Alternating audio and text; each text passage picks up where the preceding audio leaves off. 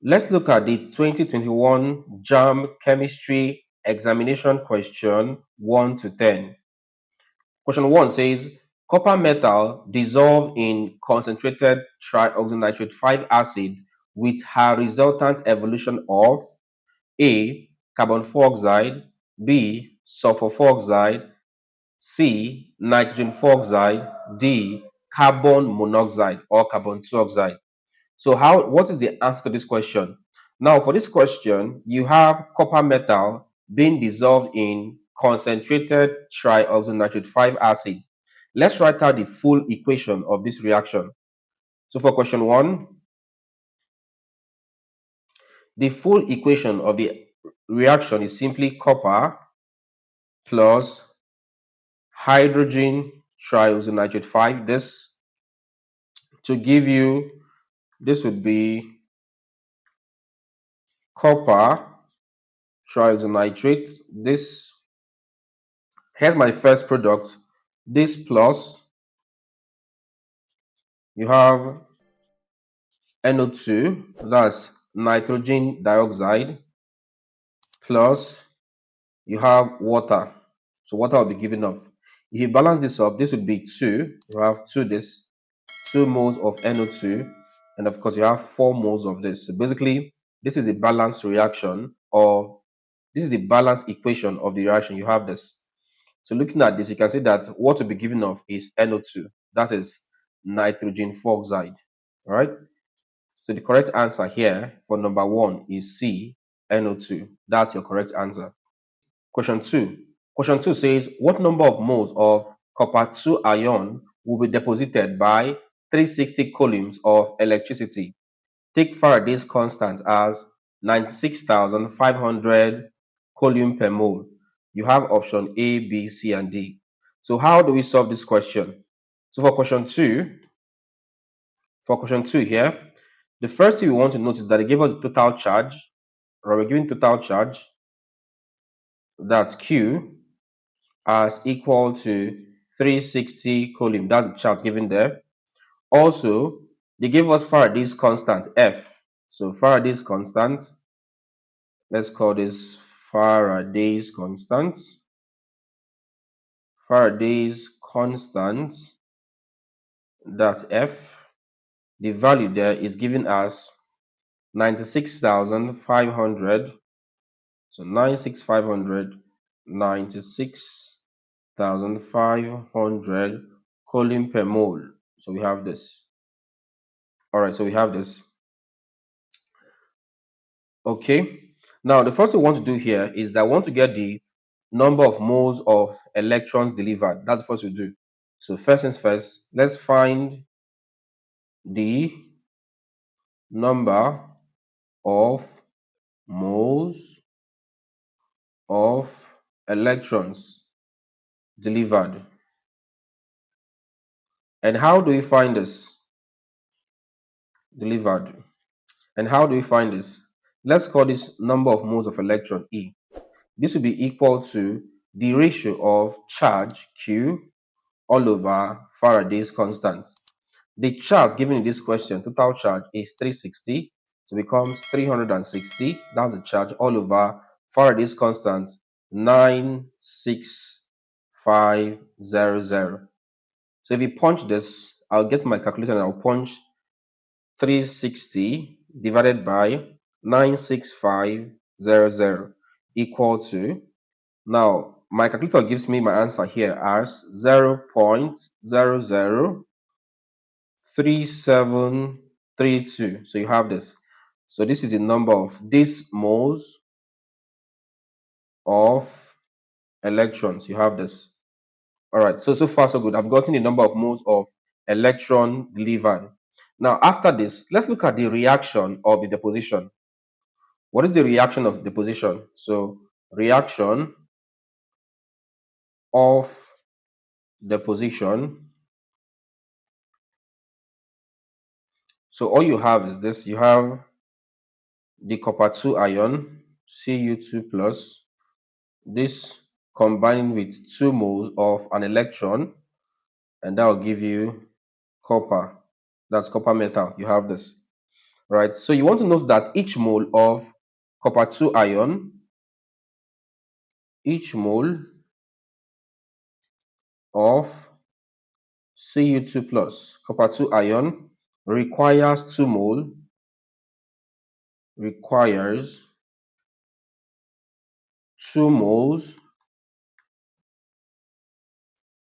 2 moles of electron, as you can see here. So 1 mole of copper 2 ion requires 2 moles of electron, as you can see in the equation of the reaction.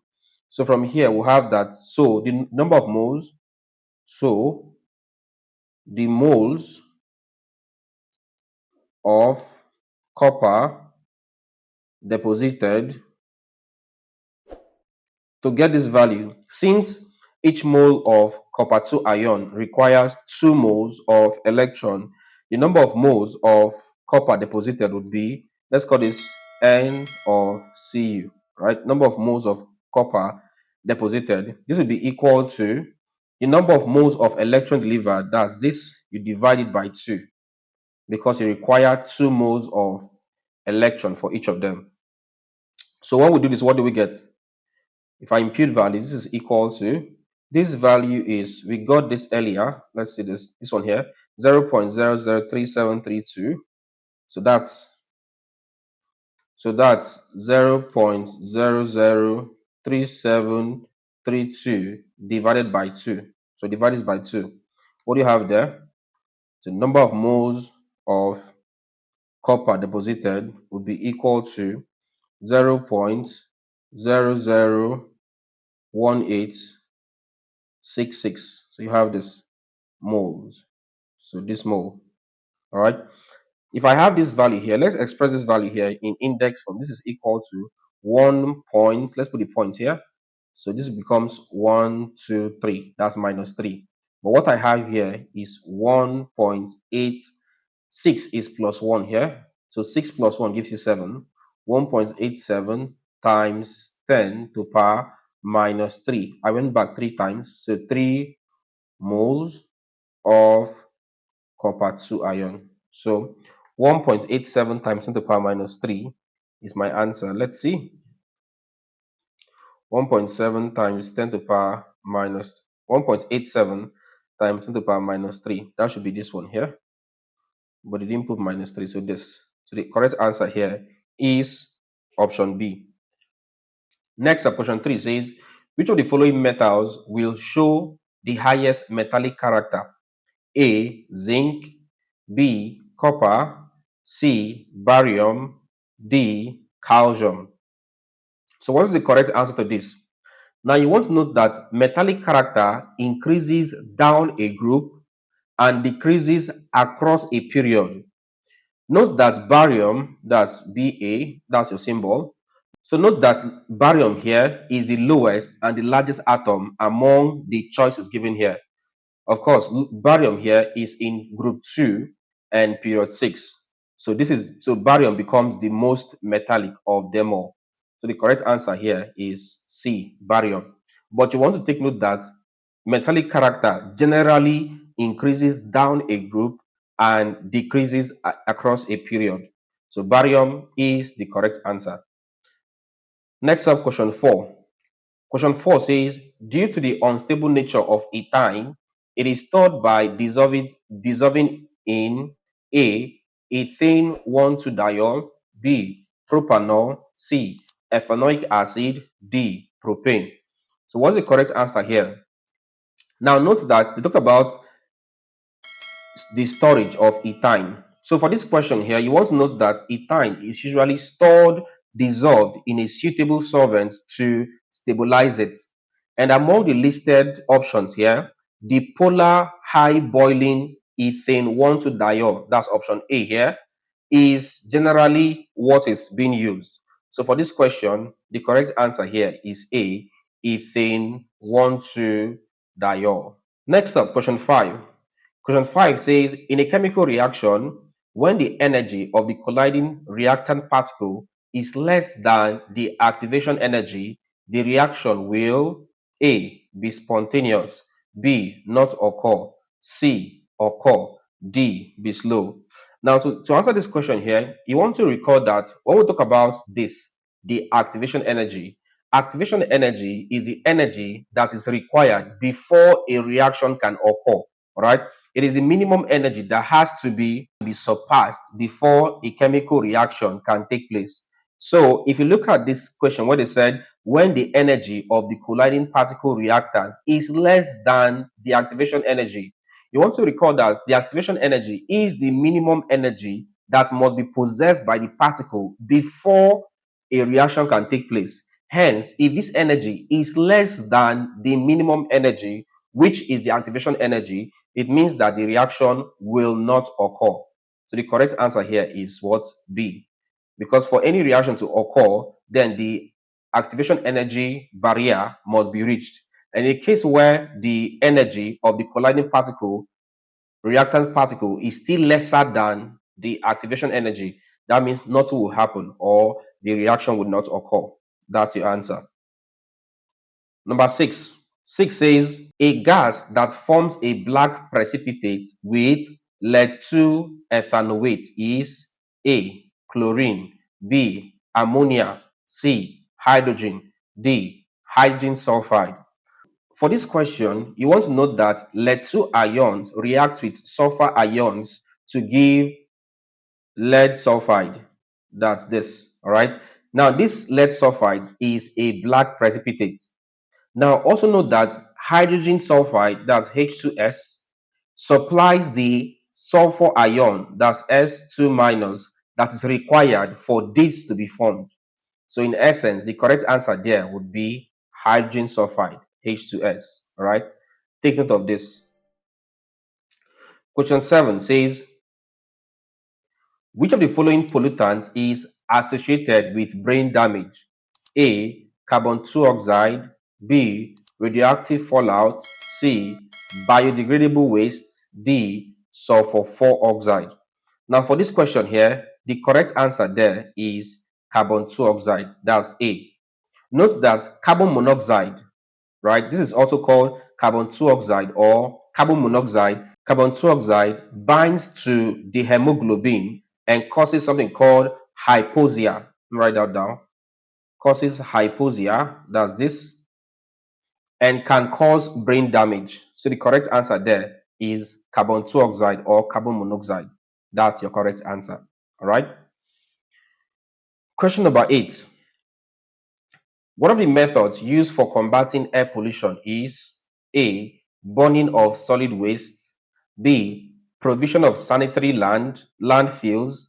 C. Legislation against some industrial practice. D. Scavenging of refuse dumps.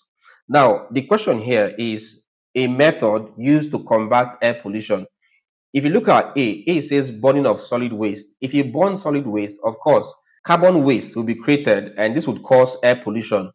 If you look at the next one there, provision of sanitary landfills. This does not in any direct way help to combat air pollution. Look at the D part. D part says scavenging of refuse dumps. If you scavenge refuse dumps, what happens is that you help to spread out the dumps, causing air pollution. So the correct answer here for question 8 would be C. All right. Laws should be passed against practices that causes air pollution. So the correct answer here is C, which is legislation against some industrial practice that could cause air pollution. That's it. Next up, question number 9. Question 9 says 5 moles of sulfur oxide plus 2 moles of potassium tetraoxomanganate plus 2 moles of water would give you potassium tetraoxosulfate plus 2 moles of manganese tetraoxosulfate plus 2 moles of hydrogen tetraoxosulfate 6. Of course, this is a reversible reaction. In the reaction above, the products give A. Purple solution, B. Purple precipitate, C. Colorless precipitate, D. Colorless solution. So what's the correct answer to this question? You want to note that the correct answer to this question there is D. Colorless solution. All right. Now for this question, you want to note that this one here, that's potassium tetraoxomanganate, is purple. And after reduction, the manganese in manganese tetraoxosulfate gives a colorless aqueous solution, and the sulfate salts are colorless. So this would give you a colorless solution. That's the correct answer. All right, next up, question 10. Question 10 says phosphorus pentachloride breaking down to give you phosphorus trichloride plus chlorine gas, and they give you the change in the heat energy to be what there? Positive. They said in the reaction above, the forward reaction is favored by A. Increasing the size of the containing vessel, B. Increasing the pressure, Adding a catalyst, D. Increasing the temperature. Now, for this question, you want to note that this reaction here is endothermic, and it is endothermic because the change in this, that's the heat energy there, is greater than zero.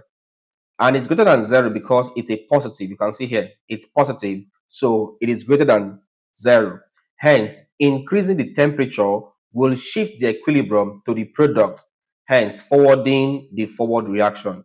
So the correct answer to this question would be D, increasing the temperature. All right. All right. So as usual, I'll give you question number 11. You solve it, leave your answer in the comment section, and I'll tell you if you're correct or not. Question 11. During a titration experiment, 0.05 moles of carbon dioxide is liberated. What is the volume of gas liberated? Take the molar volume of a gas at STP to be 22.4 dm cube.